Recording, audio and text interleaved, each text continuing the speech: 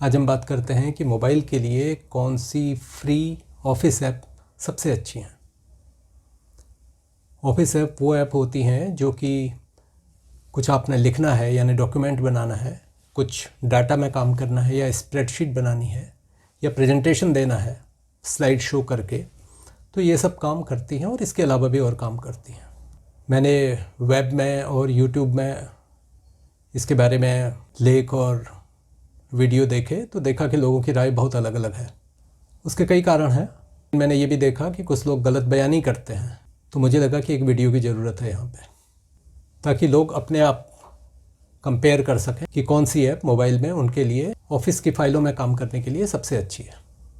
इससे पहले कि इस बारे में मैं अपनी निष्पक्ष राय दूँ, मैं कुछ एक चीज़ों की तरफ आपका ध्यान दिलाना चाहता हूँ। एक तो ये कि सबके लिए सारी ऐप्स एक तरह काम नहीं करती, क्योंकि क्या होता है कि अगर आप डेस्कटॉप में किसी एक तरह की ऐप में काम करते रहे हैं और आपको उसी का वर्जन मोबाइल में मिलता है तो आपको बड़ी वो ऐप सरल लगती है।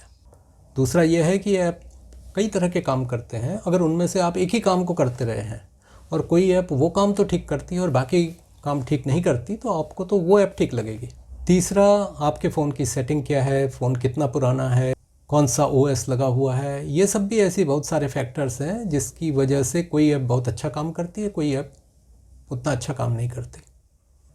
फिर आपके अंगुली की सेंसिटिविटी, आपकी अंगुलियां बड़ी हैं या छोटी हैं, क्योंकि जब आप मोबाइल में काम करते हैं और जैसे कि डाटा का टेबल में काम करते हैं तो उसकी जो सेल होती हैं, जो चौकोर हिस्से होते हैं, वो बहुत ही छोटे हो जाते हैं। तो आपकी अंगुलियों की बनावट, आप कितने सेंसिटिव हैं, आपका दिमाग कितना अलर्ट है, ये बहुत सारी चीज़ों पर भी निर्भर करता है, क्योंकि हर ऐप में उनको दिखाने का तरीका और आइकॉन्स को बनाने का तरीका अलग अलग होता है। कोई आपको सूट कर जाती हैं, कोई आपको सूट नहीं करती। अब ये भी एक फैक्टर है कि अगर आप अपनी फ़ाइलों को शेयर करते हैं औरों के साथ, तो जो आपके साथी हैं, अगर सारे साथी एक ही किसी ऐप में काम करते हैं तो भाई फिर तो आपके लिए वही ऐप ज़्यादा अच्छी है, चाहे उसमें कुछ कमजोरियाँ भी हैं। तो मैंने कई दिनों तक प्ले स्टोर में जो भी ऑफिस ऐप हैं इनका अध्ययन किया, उनके लुक्स कैसे हैं, डिस्प्ले कैसा है, फाइलों को रखने का, शेयर करने का तरीका कैसा है, क्या क्या टूल्स हैं उसमें, क्या चीज़ें वो फ्री ऐप में अलाउ करती हैं, ये सब चीज़ें देखिए। और प्ले स्टोर में जिसको लोगों ने 3.5 आउट ऑफ 5 यानी 5 में से 3.5 से ज़्यादा स्टार दिए हुए हैं, तो और गहराई से उनका अध्ययन किया। देखिए, ये 11 ऐप मैंने आपस में कंपेयर की। मैंने ऐसी ऐप्स को सबसे पहले तो अलग किया जिनके बारे में बहुत ख़राब लोगों के रिव्यूज़ थे, लोगों को उनसे बहुत ज़्यादा कठिनाई हो रही थी। ऐसी ऐप्स भी जो कि बहुत ज़्यादा फीचर्स नहीं देती, या उनका जो लुक एंड फील है वो बहुत अच्छा नहीं है, या वो अपडेट नहीं हो रही हैं, या फिर वो उनका जो फ्री वर्जन है उसमें बीच बीच में ऐड आते रहते हैं और आप कुछ भी काम करने लगें तो वो टोकते रहते हैं कि इसको अपग्रेड कर लीजिए। तो अंत में बची 3 ऐप। उनमें से 2 तो बहुत अच्छी है, तीसरा जिसको आप जैसे प्राइज़ देते समय कहते हैं सांत्वना पुरस्कार, कंसोलेशन प्राइज, उस तरह की ऐप।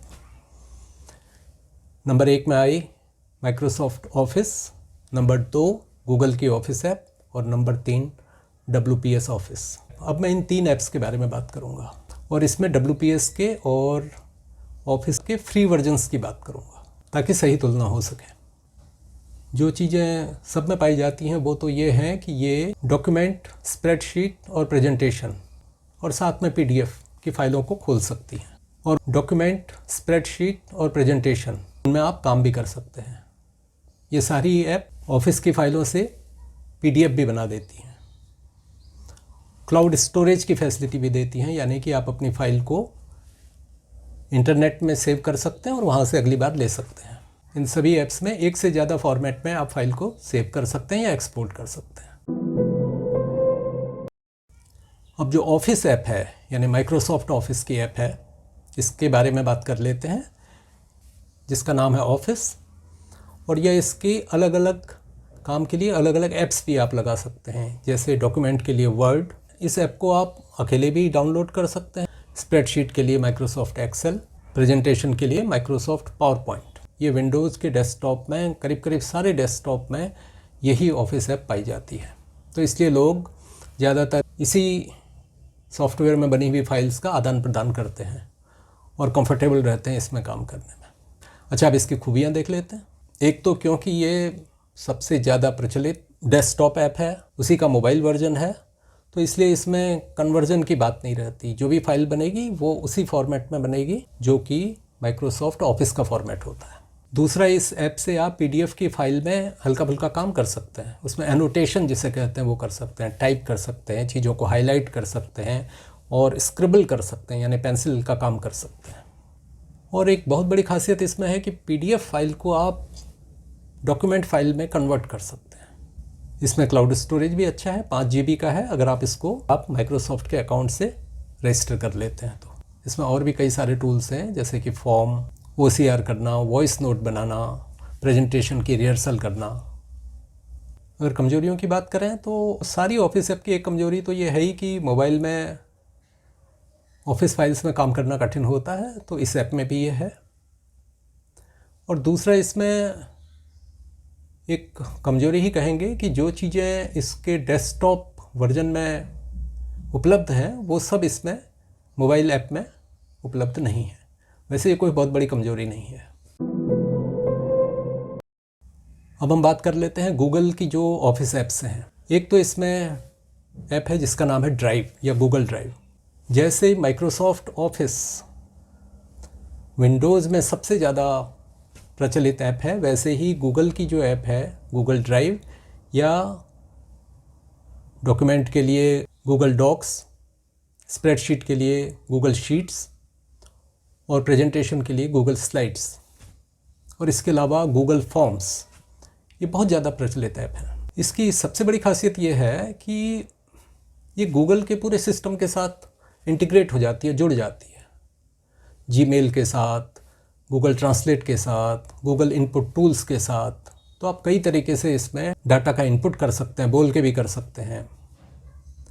गूगल फॉर्म से आप डाटा सीधा गूगल शीट में ले सकते हैं। ऐसा बहुत सारा इंटीग्रेशन आप कर सकते हैं। और जब आप गूगल ड्राइव में रजिस्टर करते हैं तो आपको 15 GB का बहुत अच्छा स्टोरेज भी क्लाउड में मिल जाता है।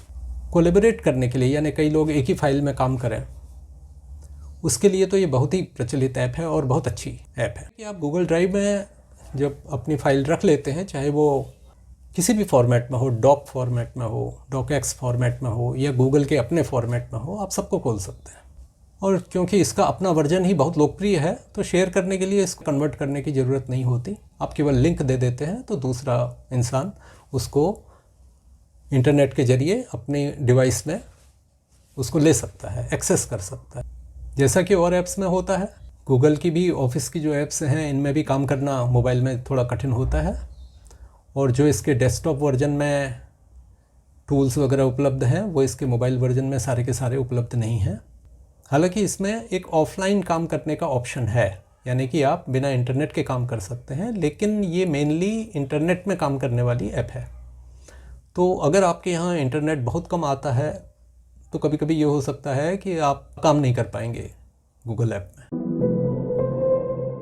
WPS मेरी इस लिस्ट में इसलिए आई क्योंकि जैसे माइक्रोसॉफ्ट ऑफिस और गूगल की ऑफिस ऐप्स अपने अपने एरिया में बहुत ज़्यादा लोकप्रिय हैं, उसी तरह WPS मोबाइल में काफ़ी लोकप्रिय है। अगर आप मोबाइल में ही काम करते हैं और आपके साथी अगर WPS ऑफिस का उपयोग करते हैं तो आपके लिए अच्छी ऐप साबित होती है। अच्छा, WPS ऑफिस की एक खासियत ये है कि इसमें कुछ और तरह के टूल्स भी हैं, QR कोड की स्कैनिंग, OCR करने का, अनुवाद करने का, इस तरह की फैसिलिटीज़ भी हैं। हालांकि मैं तो कहता हूँ कि ये सब फैसिलिटीज़ जो मैंने 2 और ऐप बताई इनमें अलग तरह से हैं, और आप इनको स्टैंड अलोन ऐप से करें तो बहुत अच्छा काम हो जाता है। जो कमजोरी और मोबाइल ऐप्स में है वो इसमें भी है।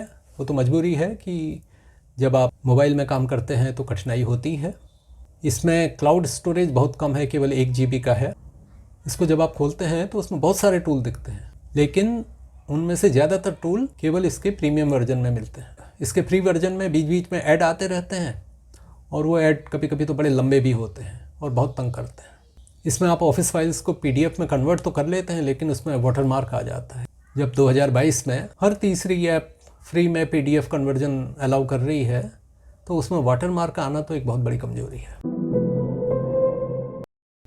अंत में संक्षेप में मैं अपनी राय देता हूं कि अगर आप मोबाइल में ऑफिस का काम करना चाहते हैं और आपके यहाँ इंटरनेट की परेशानी है तो MS ऑफिस ऐप आपके लिए सबसे अच्छी है।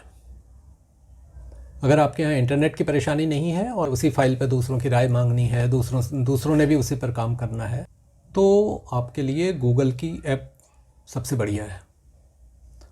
और अगर आपके बहुत सारे साथी मोबाइल में काम करते आ रहे हैं और उनको WPS की आदत हो गई है, क्योंकि पहले माइक्रोसॉफ्ट ऑफिस की मोबाइल ऐप नहीं थी, अगर ऐसा है तो फिर आपके लिए WPS सबसे अच्छी फ्री मोबाइल ऑफिस ऐप है। वीडियो देखते रहिए, ये जानकारी भरे होते हैं और इसमें टिप्स भी होती है और ये आपको लगातार मिलते रहें, इसके लिए ज़रूरी है कि आप चैनल को सब्सक्राइब करें। अब देखिए ना, जो ये गोला बना हुआ है बाबा वाला, इससे पहले कि ये चला जाए इसको दबा दीजिए, सब्सक्राइब हो जाएगा।